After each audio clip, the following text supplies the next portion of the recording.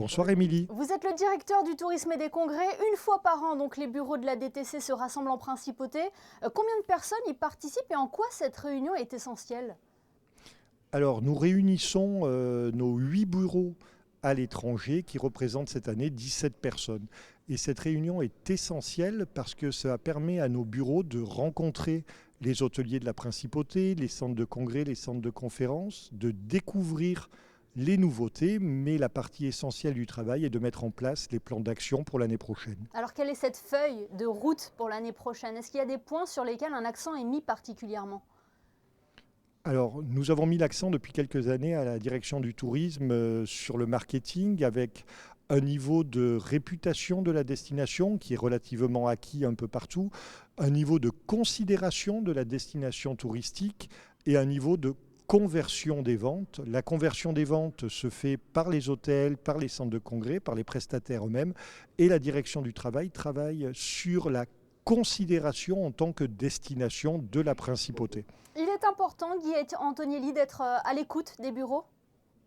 Alors c'est essentiel parce que c'est eux qui nous font part de l'état de leur marché, qui nous font part des grandes tendances sur leur marché et qui nous aident à comprendre comment fonctionnent ces marchés émetteurs de la principauté alors que nous ne sommes pas sur place. On le sait que les Américains, les Britanniques, les Français, les Italiens également figurent dans le top 4 des nationalités qui affectionnent particulièrement Monaco.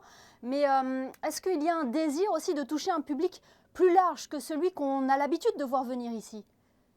Alors depuis de nombreuses années, les clientèles fidèles de la principauté n'ont pas beaucoup changé. Vous le disiez, cette année, les États-Unis et le Moyen-Orient sont en hausse.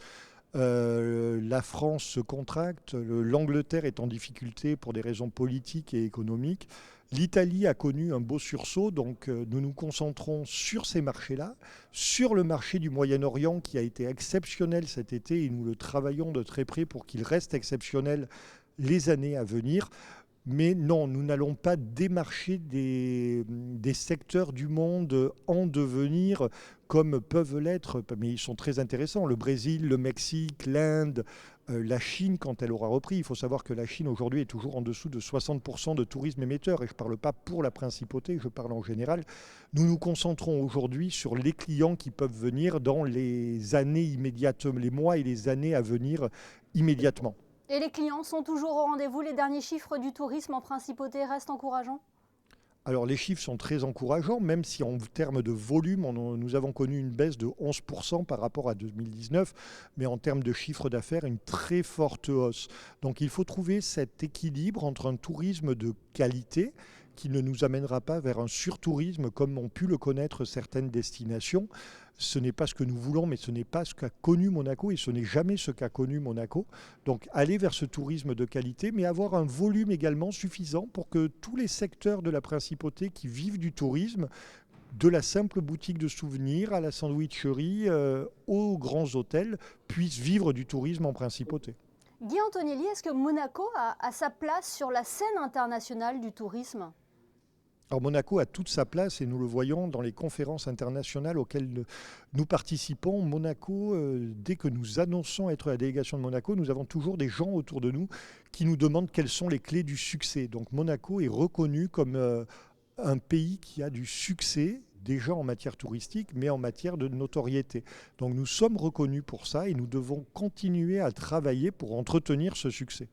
Ce sont les derniers échos que vous avez pu avoir, notamment lors de la dernière Assemblée générale de l'Organisation mondiale du tourisme en Ouzbékistan? C'est exactement ça, Émilie. Donc, à Samarcande a eu lieu la 23e Assemblée générale de l'Organisation mondiale du tourisme, qui est une entité de l'ONU, où nous prenons la parole en tant que pays. Au Rwanda, c'était le World Travel and Tourism Council, qui réunit le secteur privé et le secteur public.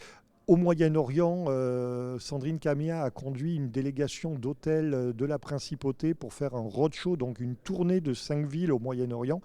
Monaco est toujours un phare je n'ai pas peur de dire vraiment un phare parce que tout le monde nous connaît.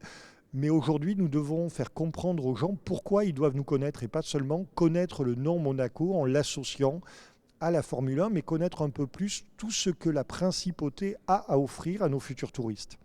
Eh bien, merci beaucoup, Guy Antonielli, d'avoir été notre invité ce soir sur Monaco Info. Merci Émilie, bonne soirée à vous.